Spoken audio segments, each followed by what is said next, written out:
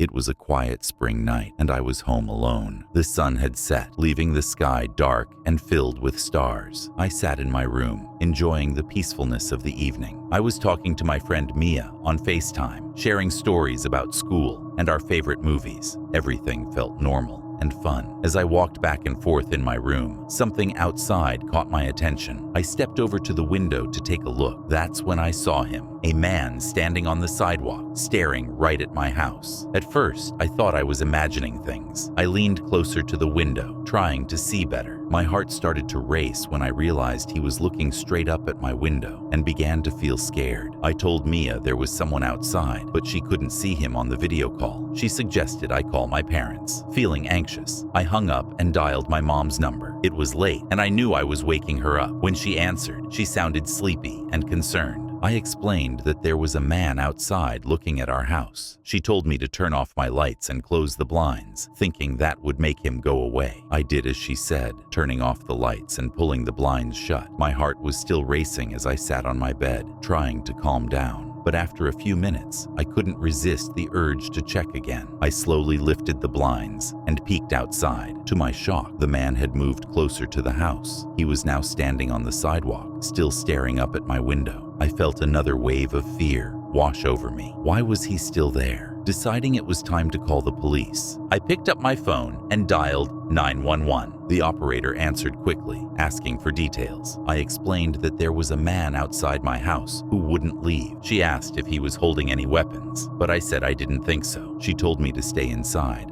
and keep my doors locked and assured me that a patrol car would come by soon to check things out. After hanging up, I crawled back into bed, still feeling anxious. I called Mia again to share what was happening. She listened closely and suggested I check the window once more. Taking a deep breath, I got up to look outside again. To my relief, the man was gone. I stood by the window, waiting for the police to arrive. After a few minutes, I saw a police car pull up in front of my house. The officer got out and walked around, shining a flashlight into my yard and the neighboring properties, hoping the man had finally left. Once the patrol car drove away, I thought I could relax. I ended the call with Mia and tried to sleep, but after about 20 minutes, I heard a strange noise outside. It sounded like something cracking, like a branch breaking. My heart raced again as I sat up in bed, listening closely. I looked out the window, but there was no one there. I tried to tell myself it was nothing, but the noise continued to bother me. A few minutes later, I heard it again, this time louder. Feeling uneasy, I turned to the window again. To my horror, I saw a shadowy figure standing right outside my window, looking up at me. It felt like a scene from a scary movie. I froze, my mind racing. What was he doing? Then it all clicked. The cracking noises made sense now. The man had been climbing up the side of my house, and I ran to the other window, screaming for help, hoping my neighbors would hear me. In a rush, I called 911 again, my hands trembling. I explained that there was a man trying to get into my house and that I needed help right away. The figure at my window tried to squeeze through the opening, but then he noticed one of my neighbors yelling outside. He stopped and looked confused for a moment, then jumped down and ran away. I took a deep breath, feeling a mix of relief